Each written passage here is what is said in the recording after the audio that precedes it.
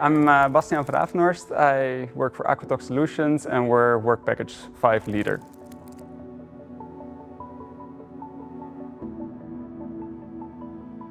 The main objective of our work package is to identify financial structures surrounding validation of NAMs and identifying the process of validation and standardization of NAMs, or the barriers of validation and standardization, and how to overcome them.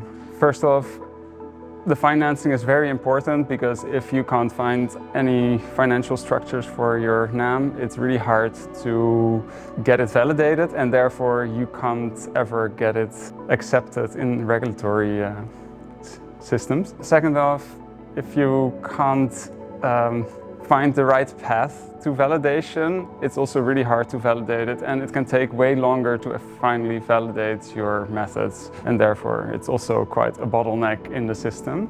Therefore, it's very important to the entire project that the uptake becomes more streamlined and the path to regulatory acceptance is reached earlier so animals can be spared sooner.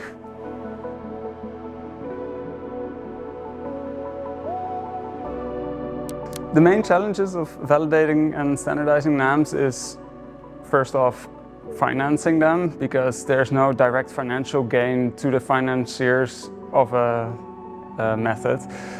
So it's really hard to get financing to happen for the NAMs.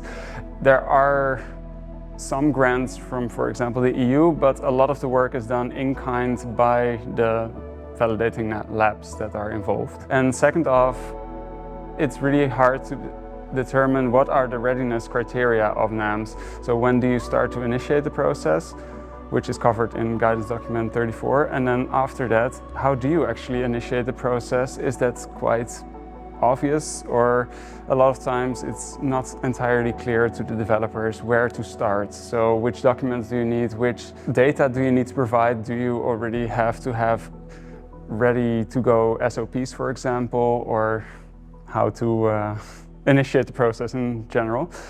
And yeah, those are the main barriers, I would say.